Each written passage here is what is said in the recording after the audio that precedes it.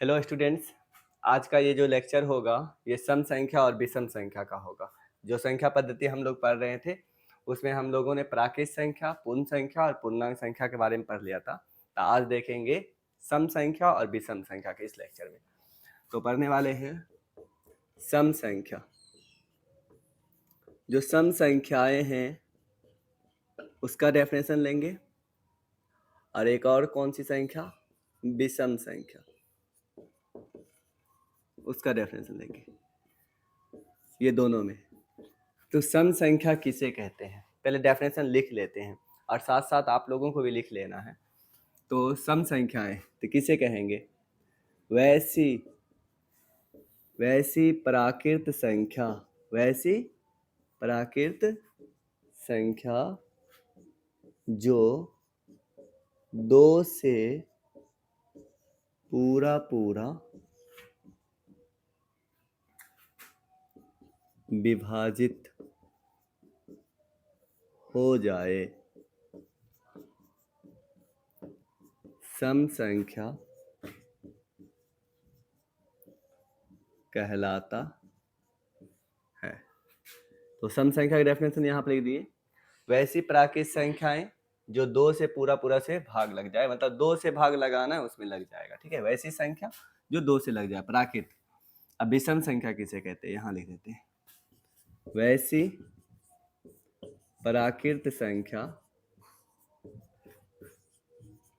जो दो से पूरा विभाजित ना हो,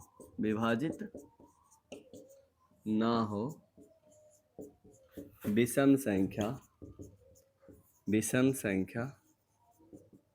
कहते हैं। ये डेफिनेशन लिखा गया।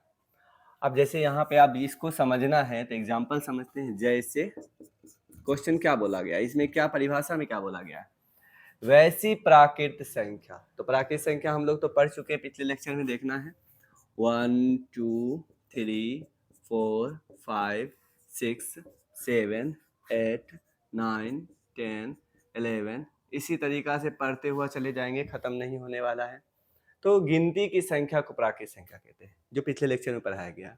क्या बोले हैं, वैसी प्राकृत संख्या जो दो से पूरा कट जाए, ठीक है। दो से तो बताना है, एक है, एक में दो से भाग लगाएंगे तो नहीं लगने वाला है, ठीक है।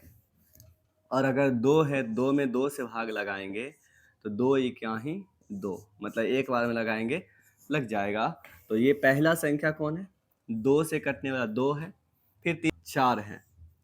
तो देखना है कि दो, जो संख्या दो से कट रहा है, तो एक दो है, चार है, उसके बाद 6 है, उसके बाद 8 है, उसके बाद 10 है, उसी तरीका से 12 14 आते चलेगा।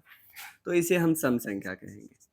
तो सम संख्या में क्या ध्यान देना है, कौन कौन आ रहा है, तो पहले 2, उसके बाद 4, उसके बाद 6, उसके बाद 8, उसके बाद 10, उसके बाद 12 और फिर डॉट डॉट डॉट, इस तरीका से आता रहेगा। तो सबसे पहला दो कौन है जो दो से कटेगा, 2 4 6। अब देखना है विषम संख्या में क्या लिखा हुआ है। विषम संख्या में लिखा हुआ है, वैसी प्राकृत संख्या है जो दो से पूरा विभाजित ना हो, मतलब दो से नहीं कटने वाला लिखना है। इस बार किसको लिखेंगे, 1 3 5 7 9 11 डॉट डॉट डॉट, ठीक है। अब यहाँ पे ऑब्जेक्टिव क्या बन रहा है, सम संख्या में बताना है सबसे बड़ी सम संख्या कितना होता है। तो 2 4 6 8 10 12 14 खत्म ही नहीं होगा, तो हमें पता नहीं है, तो हम लिखने वाले नहीं मालूम। सबसे छोटी सम संख्या क्या है, तो पता है 2 है। उसके बाद देखना है सबसे बड़ी विषम संख्या क्या है, तो नहीं मालूम। और सबसे छोटी विषम संख्या क्या है, तो 1 है। तो यहाँ पर इस चीज को जरूर याद रखना है, तो यहाँ लिख देते हैं, बताना है सबसे बड़ी विषम संख्या, नहीं, सबसे बड़ी सम संख्या नहीं मालूम, सबसे बड़ी सम संख्या नहीं मालूम, सबसे बड़ी सम संख्या नहीं मालूम, सबसे छोटी सम संख्या 2। तो यहाँ पे क्या लिखेंगे, सबसे छोटी सम संख्या 2 होता है ना।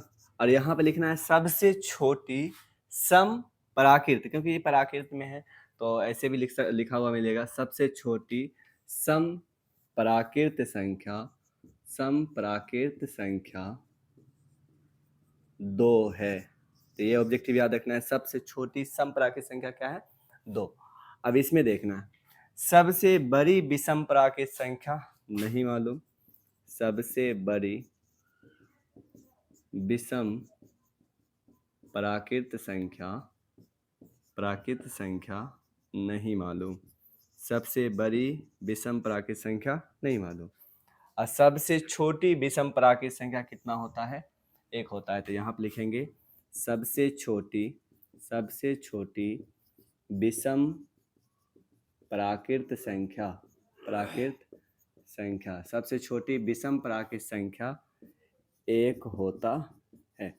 तो यहाँ पर आज का इस लेक्चर में क्या है कि हम लोग सम और विषम को देख लिए, सम संख्या विषम संख्या। फिर से इसे रिवाइज कर लेते हैं, क्या है सम संख्या विषम संख्या। सम संख्या किसे कहते हैं, वैसी प्राकृत संख्या जो 2 से पूरा पूरा कट जाए, सम संख्या।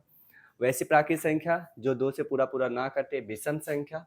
ठीक है, तो यही था, बताना है सबसे बड़ी सम संख्या क्या होगा, नहीं पता, सबसे छोटा 2, सबसे बड़ी विषम प्राकृत संख्या नहीं मालूम, सबसे छोटी विषम प्राकृत संख्या 1 होगा। फिर अब हम लोग और अगले लेक्चर में दूसरे संख्या को देखने वाले हैं। चलो इसे लिख लेना है।